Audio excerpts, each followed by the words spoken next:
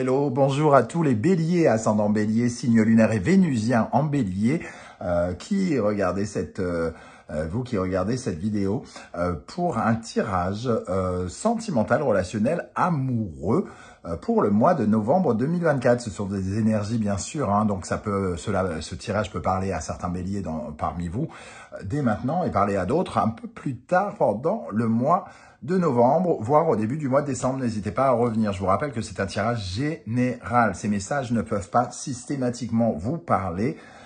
Prenez uniquement ces messages si vous avez besoin, si vous sentez attiré et surtout si ça vibre avec ce que vous vivez actuellement. N'hésitez pas à regarder la vidéo de votre signe ascendant et de vos signes lunaires et vénusiens si vous les connaissez pour avoir un tirage un peu plus personnalisé. On y va avec l'énergie principale, les énergies principales de votre tirage, les amis. Bélier, n'oubliez pas de liker, de partager et de vous abonner à la chaîne. Je vous en remercie. Ici, nous avons l'ermite inversé, ok.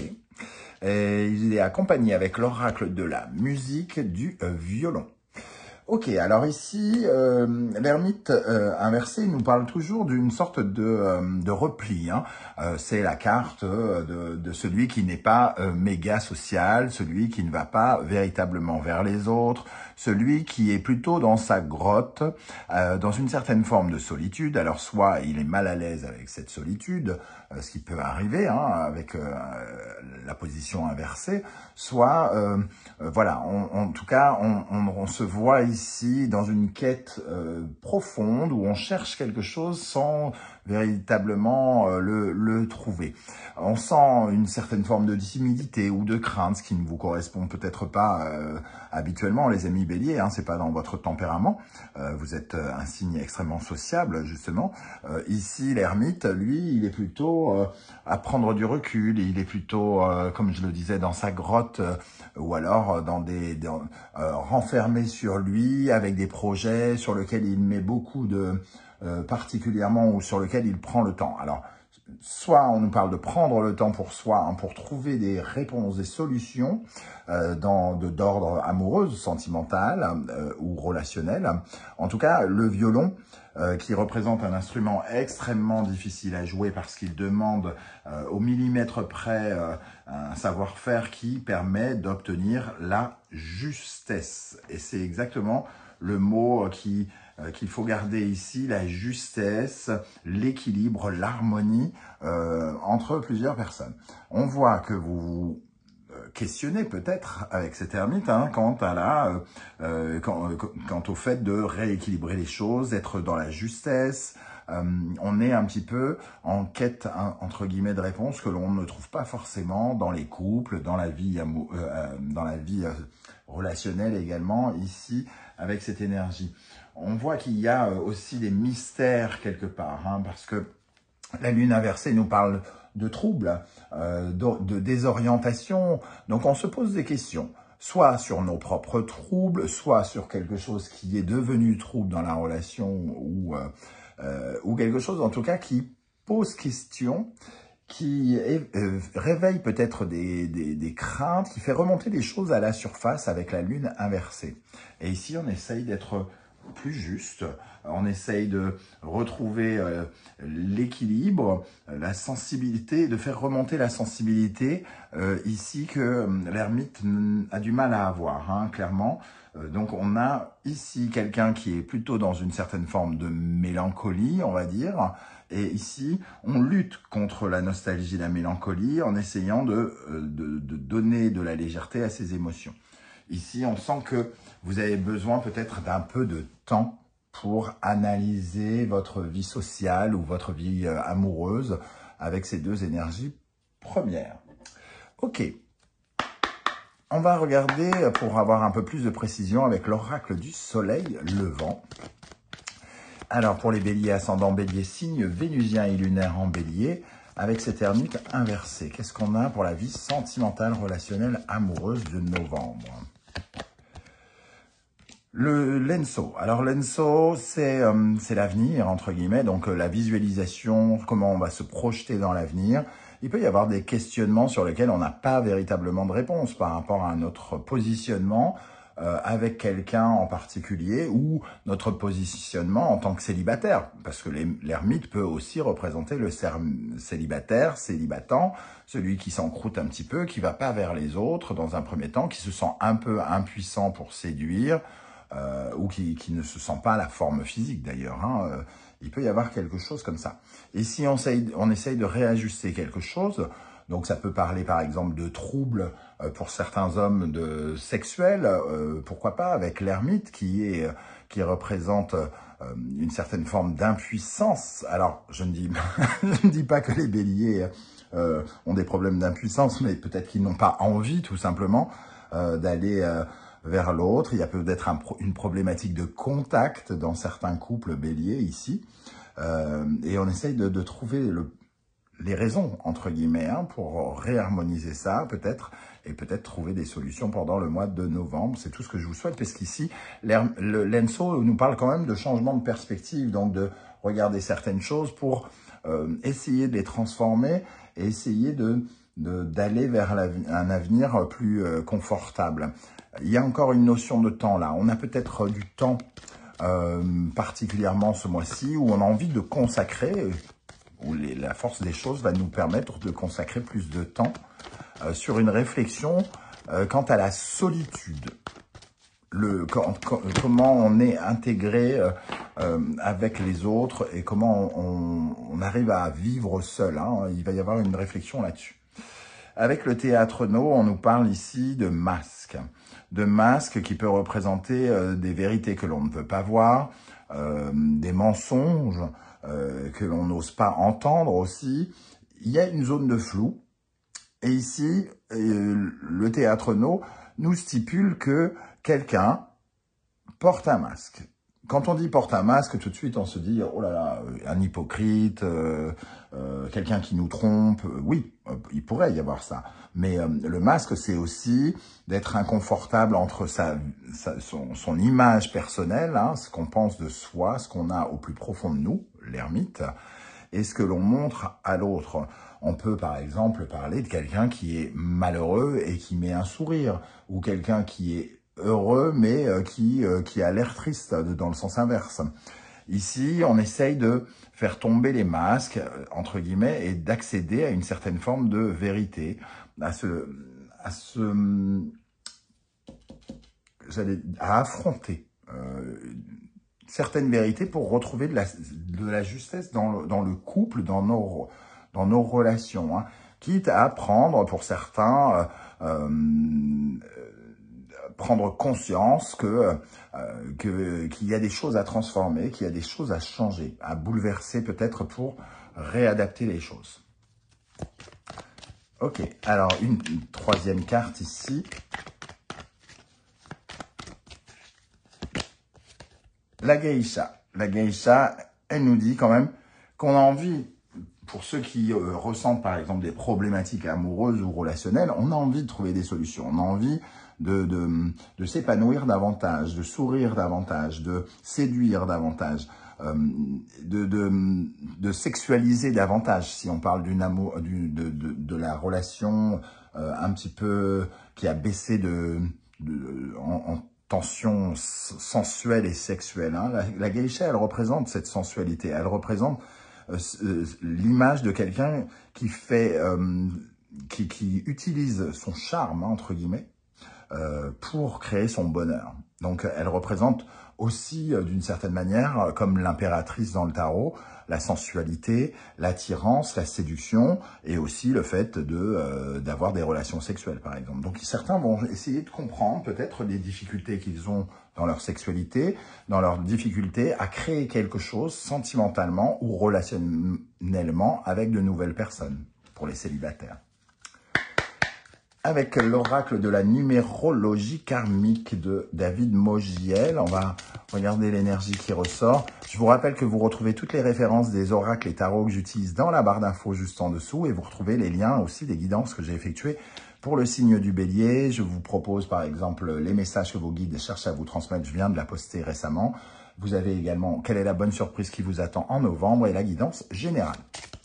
Alors avec cette ermite inversée, qu'est-ce qu'on a ici pour les béliers, ascendant bélier, signe vénusien et lunaire en bélier.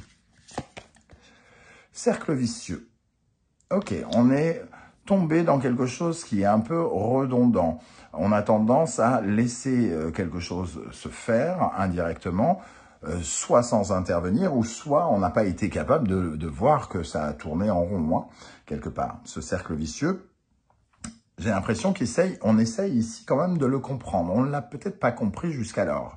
Pourquoi on est rentré dans ce schéma-là? Pourquoi on vit toujours la même chose, où on reproduit les mêmes erreurs, les mêmes comportements? Pourquoi, je sais pas, on attire toujours les mêmes personnes, etc., etc. En tout cas, ici, on essaye de comprendre, en regardant finalement une certaine forme de solitude, dans quoi qu'est-ce qu'on peut arranger. Ça ne veut pas dire que vous allez forcément être seul pendant le mois, hein, surtout les personnes qui sont déjà en couple. Ça veut dire que quand même, vous allez peut-être essayer de tenter de comprendre ce que vous n'arrivez pas à comprendre à propos des masques et des cercles vicieux que vous avez mis en place dans vos relations et qui vous empêchent finalement d'être dans la justesse, dans l'harmonie ici. L'être intérieur. Donc, on est vraiment dans ce côté psychanalytique, j'ai envie de dire, hein, psychologique, c'est d'aller chercher en soi certaines réponses quant au mensonge qu'on se raconte, quant au cercle vicieux qu'on alimente ici, au lieu de totalement s'épanouir et de s'ouvrir et sourire à la vie pour changer quelque chose, hein, dans le but de transformer quelque chose. Alors, ici, toujours avec l'oracle du soleil levant, je vais prendre une énergie pour savoir quel est ce qui vous aide. Quelle est l'énergie qui vous aide particulièrement dans la vie sentimentale, relationnelle, amoureuse, les amis béliers? L'empereur, la solidité, la sécurité, la confiance en soi. Ce qui vous aide, c'est quand même de savoir, de prendre conscience que vous êtes puissant, que vous êtes fort et que vous pouvez créer vous-même votre propre stabilité. L'empereur, c'est celui qui est extrêmement ancré, qui sait qu'il peut défendre ses acquis, défendre ce qu'il possède et aussi améliorer ce qu'il possède.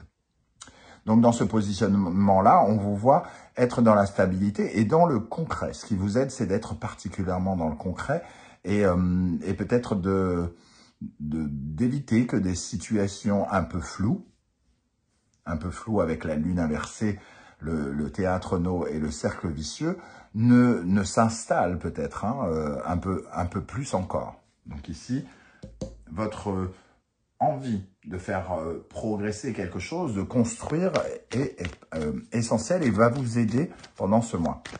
Quelle est l'énergie qui, au contraire, vous ralentit, vous nuit dans le domaine sentimental, relationnel, amoureux, les amis bélier, ascendant bélier, signe lunaire et vénusien en bélier? Nous avons, elle revient, l'anniversaire du temps. Alors, soit vous n'avez pas le temps d'y songer à chaque fois parce que la vie va très vite, hein, c'est tout à fait possible. Soit on parle peut-être du fait que on a une énergie au ralenti aussi. Le temps, c'est la mauvaise utilisation quelque part de notre sagesse, de notre expérience, de notre parcours. L'ermite, il est censé avoir cette intelligence, cette clairvoyance, mais ici, on est peut-être un peu dans une certaine forme d'inquiétude.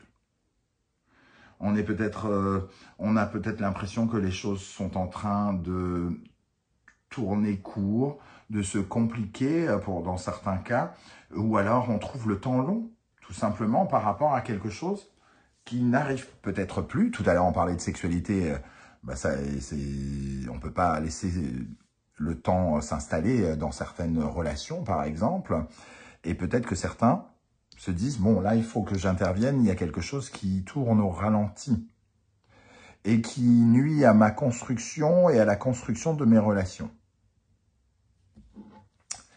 Alors, avec le tarot mystique, on va regarder une énergie pour commencer pour les célibataires béliers. Qu'est-ce qu'on a pour les célibataires béliers? Ascendant bélier, signe lunaire et vénusien en bélier. L'as de coupe. Tiens, tiens. L'as de coupe, ça nous dit quand même que cette quête, cette recherche intérieure de compréhension vous amène à comprendre pendant le mois.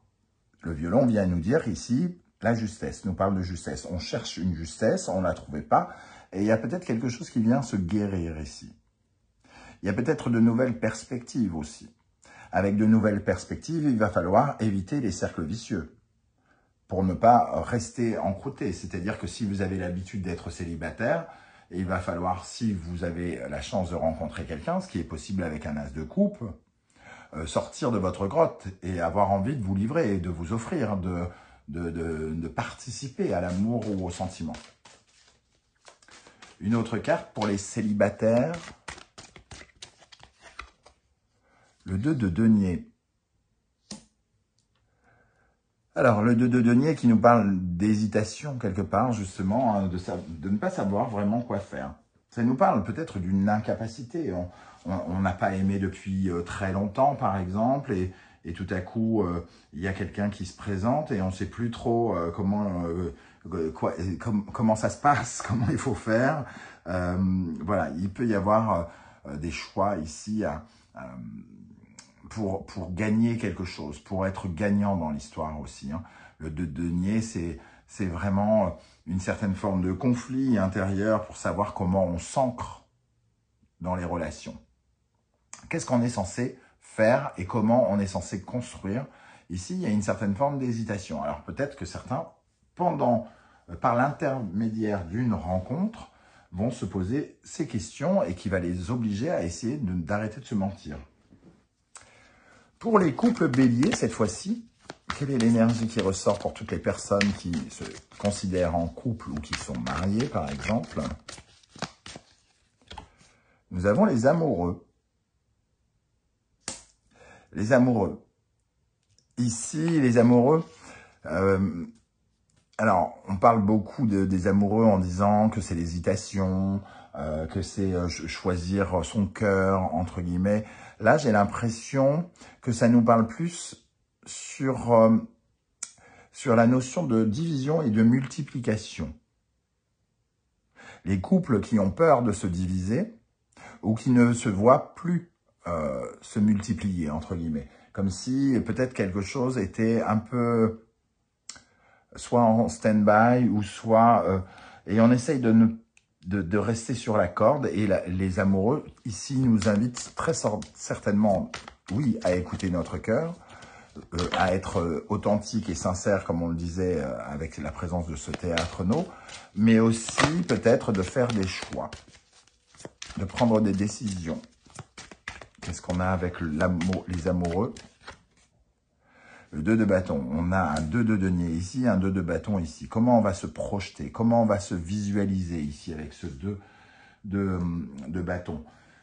Le 2, c'est aussi une certaine forme de conflit.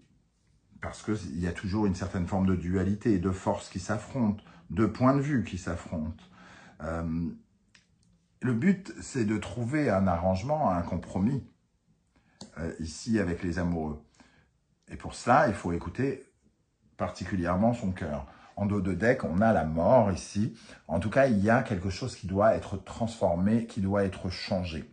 Il y a sans doute ici un choix. Alors d'abord une hésitation. Dans un premier temps, on se pose des questions avec l'ermite et on a un peu du mal à avoir les réponses dans un premier temps. J'ai l'impression que c'est votre capacité à construire, à défendre ce qui est cher à votre cœur qui peut vous aider. Face à une impatience, face à quelque chose qui peut angoisser soit l'autre ou soit vous angoisser vous. On vous met peut-être la pression pour certains par rapport à quelque chose que l'autre veut et que vous ne lui offrez pas, ou inversement, que vous mettez la pression à l'autre parce qu'il ne vous propose pas ce que vous voulez. Le diable. Le diable, c'est l'influence, c'est le pouvoir aussi, c'est les pulsions vitales, Ça peut représenter le sexe, hein. Véritablement, ici, dans certains couples, il peut y avoir une dynamique où la séduction, le sexe, est peut-être mis dans un tiroir pour plein de raisons différentes, bien évidemment, et où il y a une certaine forme d'interrogation par rapport à ces choses qui interviennent pendant le mois. On va se poser des questions et on va essayer de trouver la justesse dans les réponses ici, avec le violon, en essayant de comprendre ce qui ne fonctionne pas et dans quoi on est tombé, dans quel cercle vicieux on est tombé, entre guillemets, justement pour évoluer, évaluer quelque chose, pour le faire, oui, pour en discuter et peut-être le faire avancer le schmilblick de ce côté-là. On va regarder, pour terminer, un petit conseil du tarot Symbolon pour vous, les amis bélier, ascendant bélier, signe lunaire et vénusien en bélier. Un conseil ici. Scorpion, Pluton. Oui, il y a quelque chose ici, soit en lien avec... alors, on est dans le Scorpion, hein, donc c'est la passion. La passion, qu'est-ce qui est, entre guillemets, tendu, j'ai envie de dire. Parce que la passion, c'est à la fois ce qui nous enflamme hein, et ce qui nous consume. Donc, qu'est-ce qui est tendu? Quels sont les désirs? Ici, ça nous parle de désirs qui sont amenés à changer. Changer nos désirs, changer les désirs de l'autre. Il y a comme une... alors, il y a l'énergie de la fin et du recommencement ici. Hein, donc, mais ça nous parle du besoin, entre guillemets, vital de quelque chose, qui peut être le sexe, encore une fois avec cette carte, ou besoin de rapprochement, hein, si on parle vraiment de sentimental. Et si on parle plutôt de relationnel, on va parler plutôt de manipulation. Comment on se sent influencé par les autres? Ça peut être une réflexion que l'on a. Pourquoi on est rentré dans un truc où on rentre dans un cercle vicieux et on attire toujours les mêmes personnes? Comment on peut soigner ça? Quels sont les choix à faire pour éviter que l'on nous impose des choix par la suite? Voilà les amis béliers, les éléments de réflexion que je peux vous proposer avec ce tirage. J'espère que ça vous aura parlé et que ça vous a intéressé. N'hésitez pas à commenter juste en dessous de la vidéo hein, pour me dire un peu comment vous avez ressenti tout ça. Ça sera peut-être très intéressant et très inspirant pour tous les autres béliers qui vous liront. N'hésitez pas également à laisser un petit coucou, un petit émoticône de votre choix, juste pour dire que vous êtes passé par ici. Je vous remercie en tout cas de m'avoir écouté. Merci pour vos likes, vos partages, vos demandes d'abonnement, vos commentaires. On se retrouve très vite avec cette fois-ci une vidéo professionnelle, vie quotidienne. Je vous rappelle que si vous désirez des renseignements pour les tirages personnalisés, vous trouverez mon adresse email dans la barre d'infos juste en dessous. Allez, on se retrouve très bientôt. Merci d'être là les béliers. Prenez bien soin de vous. Ciao, ciao.